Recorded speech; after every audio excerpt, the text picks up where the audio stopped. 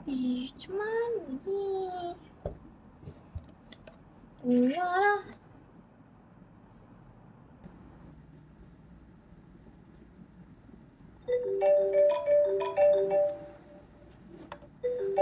Asyik, mak. Hello? Hello? Ya. Macam mana nak buat soalan ketaksamaan linear ni? Susahnya. Gunalah math papa. Math papa?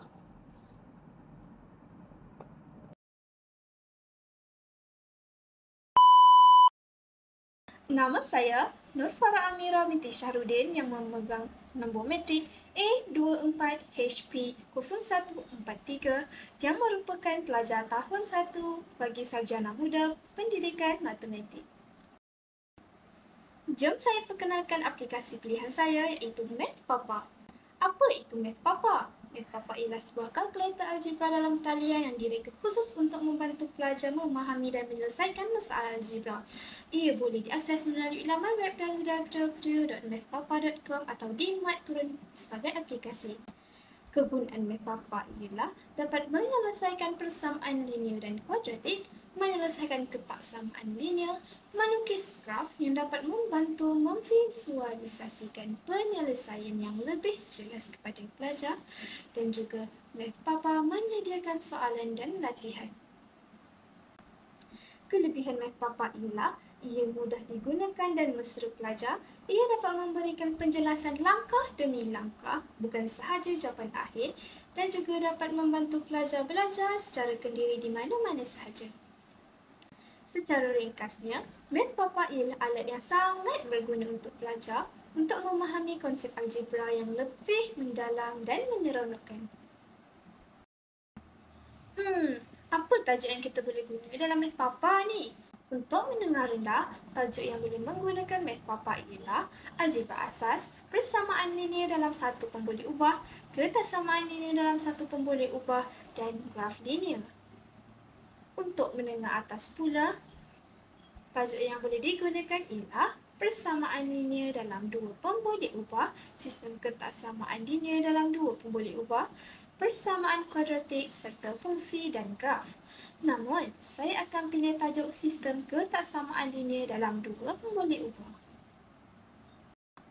Sistem ketaksamaan linear dalam dua pemboleh ubah ialah satu sistem yang mengandungi dua atau lebih ketaksamaan linear, dan setiap ketaksamaan melibatkan dua pemboleh ubah, biasanya X dan Y. Setiap ketaksamaan boleh digambarkan sebagai sebuah garis lurus dalam graf, dan kawasan di satu bahagian garis tersebut mewakili penyelesaian bagi ketaksamaan tersebut. Apabila beberapa ketaksamaan digabungkan dalam satu sistem, kawasan penyelesaian adalah kawasan yang bertindih, iaitu kawasan yang memenuhi semua syarat ketaksamaan dalam sistem tersebut. Antara kemahiran yang dipelajari ialah melukis graf ketaksamaan linear, mengenal pasti dan melorek kawasan penyelesaian berdasarkan ketaksamaan yang diberi, mentafsir kawasan yang memenuhi semua syarat ketaksamaan, dan menggunakan sistem ketaksamaan dalam menyelesaikan masalah harian. Terdapat beberapa simbol asas yang digunakan dalam topik ini, iaitu lebih daripada, kurang daripada, lebih daripada atau sama dengan, dan kurang daripada atau sama dengan. Jom kita terus ke Math Papa untuk tajuk sistem ketaksamaan linear dalam dua pemboleh ubah. Ini merupakan paparan jika kamu buka aplikasi Math Papa. Di sini, kamu dapat lihat semua nombor dari sifar hingga 9 ada di sini. Serta terdapat juga konstan seperti X, Y dan Z.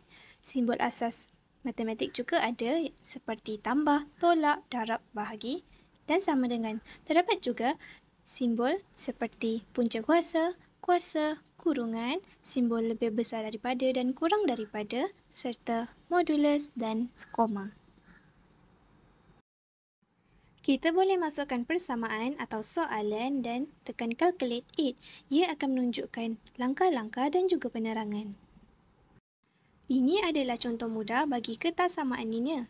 seperti y lebih besar daripada x tambah 1, y kurang daripada 3, y lebih besar atau sama dengan 2, dan y kurang atau sama dengan 2x tolak 2.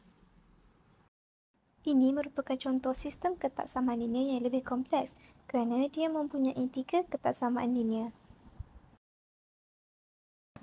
Jadi, itulah bagaimana kita boleh menggunakan Math Papa untuk meneroka ketaksamaan linear dalam dua pemboleh ubah dengan lebih mudah dan interaktif. Dengan beberapa klik sahaja, kita boleh melukis graf, dapat melihat kawasan penyelesaian dan memahami hubungan antara dua pemboleh ubah secara visual. Ingat, teknologi seperti Math Papa bukan sekadar alat bantu, tetapi juga jambatan untuk memudahkan pemahaman kita terhadap konsep yang kompleks. Teruskan belajar dan teruskan mencuba kerana dalam matematik, setiap kesilapan adalah satu langkah ke arah kefahaman yang lebih mendalam. Jumpa lagi dan Assalamualaikum.